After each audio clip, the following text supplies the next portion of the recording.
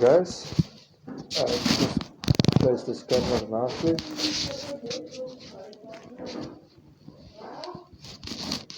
Okay.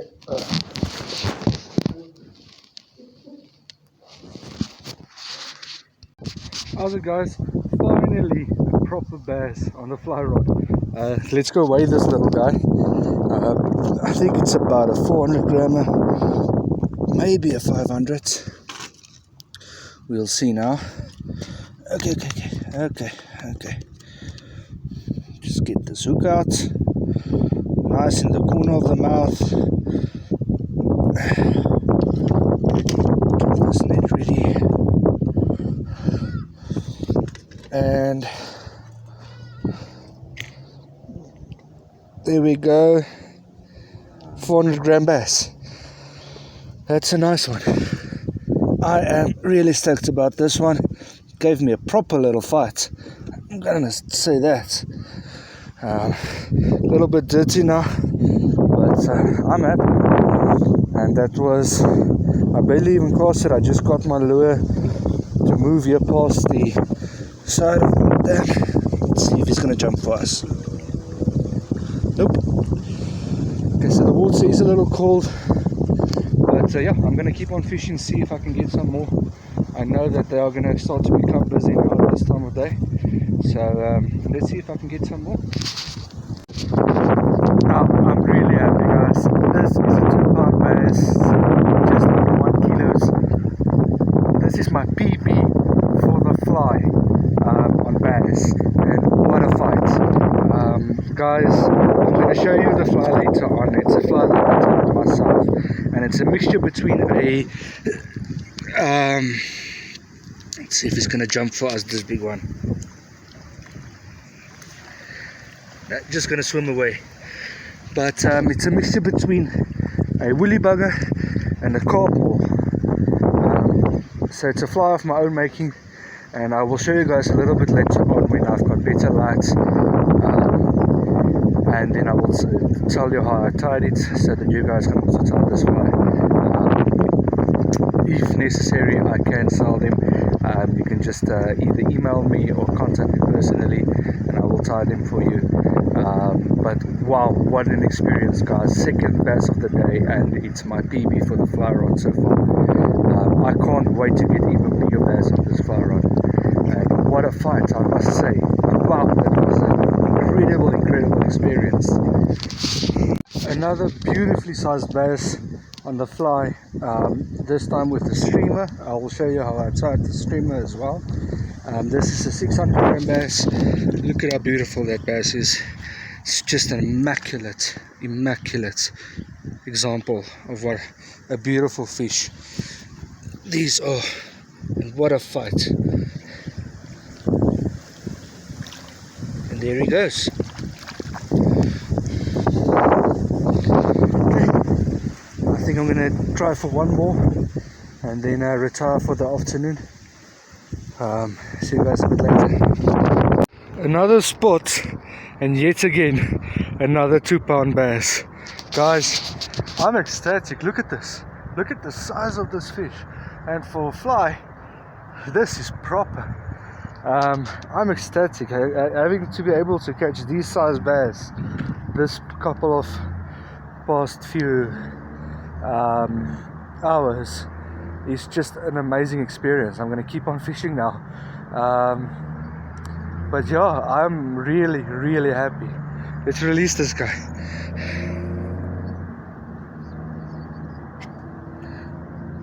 There he goes. Afternoon, well actually night, and here's the fly that I used to catch those bass with. It's a carp maul that I tied myself. So it's 2 little bead eyes, a few rubber legs, some purple, gold, and silver shine with rabbit fur, and then just some green nylon to tie it all with on a size, I think this is a size 7 hook. I did have a carp that went after this. Unfortunately, I missed the strike, So I'm going to keep on tying this pattern and using this in several different colors. Um, and my inspiration for this was other carp molds, some of the bigger woolly buggers, and then in the true bass fishing fashion, the your jigs that you can find for bass. I went for that type of look just in a buck pattern. Now this red I used just some normal wool fiber, but I think if you want it to be a bit more durable and last a little bit longer and give you much more movement, you can use squirmy worm material or rubber legs in the red coloration just to give you that better movement. And it's this that's going to attract the carp, because what will happen is when it lands on the bottom, it's going to land up like this, and this is going to look like a patch of grass with the little worm sticking out. Carp is going to come to pick it up, and you can hook it. With the bass, you're going to move it through the water, and it's going to look like a little bug. It's going to imitate actually quite several bugs um, that very closely that's within the water. So examples is water scorpions. Um, I can't remember the others' names, unfortunately now. Even some of the it can even resemble a little bit a little crayfish if you move it fast, and the bass just love that movement, including the pattern. So the other pattern I used today was a little just show you guys here, just a nice streamer like this. So this streamer I tied it yet again with the green. So I tied it firstly with the um, rabbit fur, then some white feathers to give it the white middle and undercoats, and then I gave it some different coloration of sparkling material that I tied in with it to go back at the same length about. I came back to the head of the fly and I tied it up, built up a body, and super glued it all together to give it some durability and give it a nice body. And this is what my third carp actually, bass got onto today. So that's my one that I used today. Um, this is the other one I tied. This is one with a little bit more white in it, and this is one that I will throw around. Still got that same profile. As you can see, this mimics either a baby bass or small tilapia, um, or even a small minnow. The colorations in them in these darker waters. Um, but this one, the reason why I have much more white in it is for those days when the water is a little bit darker, it's harder to see, much more murky.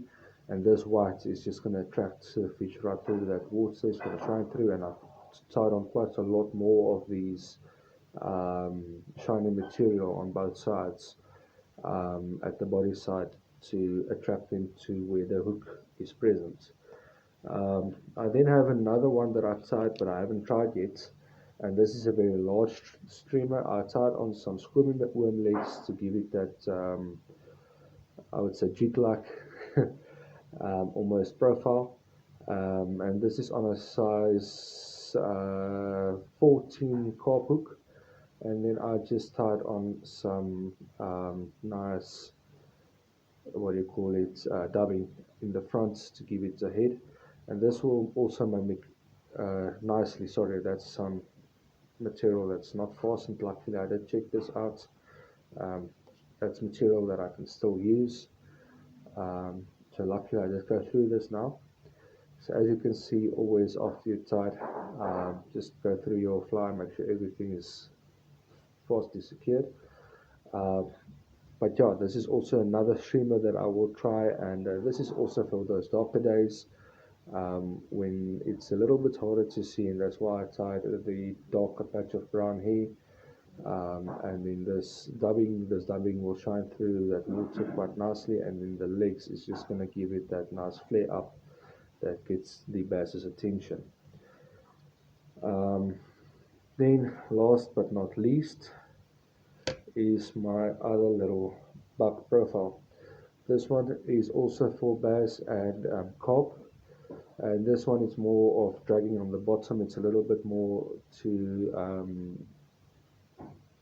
imitate something like your little crayfish, or your little what do you call it, ground insects that's on the bottom. And this is for the days when the water is a little bit clearer. This one I did not put in a lot of shine. I made it a much more natural colorations. I just gave it a lot of movement, as you can see with the amount of legs that I put on here. It's due to the fact that it's got that, that I'm going to throw it around in those days where the water is a little bit more clear. I wanted to have a little bit more movement, even if the water is just moving and I'm not moving the line. I want these legs to be moving around and just attracting the fish's attention, because it's going to be standing up like this in the water if I'm letting it lie still. And if I'm moving it, it's going to go like this, and every time I stop it, the legs will just pop back into place. Um, Guys, if you want a tutorial on how to tie these flies, I will make one. Please just comment. Um, I hope that you enjoyed the video. And once again, I just want to thank Chris too from the Tackle In for this amazing rod that he sold me, the Orange River 5 to 6 foot, 5 to 6 weight, 8 foot fly fishing rod, and that's what I fished with today. Handled those fish like a pro. Um, First time that I caught that size bass, and this rod really just stuck through it. Didn't give me any issues. So once again, I just want to thank him. And guys, please support him. Just Google Tackle In or look in my description for his details. I will put it there, and you can contact him. If he does not have stock of the rods that you're looking for at that moment, just give him a call and he will order for you. Um, like and subscribe. See you guys later. Okay, guys, so I said that I'm going to tell you guys how to start fly fishing cheaply in South Africa, and I actually forgot about it while I was busy doing the video. It's part of my epilepsy. Sometimes I forget stuff quite often, and that's why I also struggle to speak at times. Um, but let's get to the point of it. So, first of all, you want to go to your local tackle shop.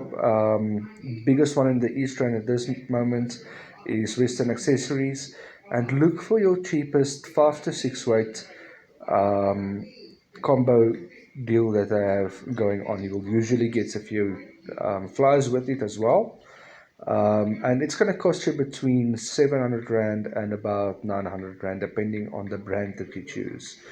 Um, don't mind going a little cheaper. These cheaper rods will still do the job perfectly fine. Um, the more expensive rods is just going to be a little bit more comfortable, and it's going to get you to cast further much faster. But to start with, those rods are all as good as you need it to be. It's going to help you to catch fish. It's going to help you to be able to practice, and it's all of those combo kits I can recommend. So one of the combo kits I can there's a Orvis combo kit and a Sensation combo kit that I can remember now. The one is 850 Rand if I can remember correctly, and the other one is 777 Rand in Western Accessories. Um, so it depends on what brand that you choose. Then you'll want to take out a few lures, and the lures that you want to look for flies is going to be carp tuggers.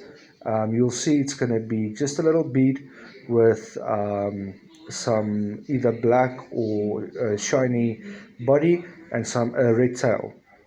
You're also going to want to have some woolly buggers, um, beaded woolly buggers, and any type of other carp lures that you can find. And the reason why I say carp lures is they are mostly shiny and they attract more than just carp. You can actually catch a bream with them, like tilapia, and you can also catch bass with them. Especially the woolly buggers, they're going to help you a lot to catch bass. And when you are starting out fishing, you don't want to struggle to find fish because that's going to put you off of a new style of fishing. So if you can target fish like bass and tilapia, which is a little bit easier to fish than for let's say trout and carp, um, and you can start with them and work your way up while you practice. That's going to be the best way, and it's going to cost you about R1,000, maybe a little more than that, but that's about what you need to start fly fishing in South Africa. You don't need much more than that. And then the only other thing you'll need is just a pair of scissors to cut your line with, and to tie the new flowers on. And I would recommend to get some extra leader lines as well. Especially as a beginner, you will break your leader line quite often. Um, getting stuck in trees and stuff like that. Don't get discouraged when this happens. Um, it will happen to us. It happens to the best of us. Um, but that's just the way we learn. And at the end of the day, you'll be one of those guys out there catching a lot of trout, carp, bass, tilapia, yellowfish, you name it, you'll be able to catch it on the fly rod. And it's all because you started out with a cheap rod and reel system, and you learned how to fight on them. And as you go on, you can then upgrade to more expensive gear. Um, so that's just my little piece on it, guys. See you a little bit later, and hopefully you enjoy my videos.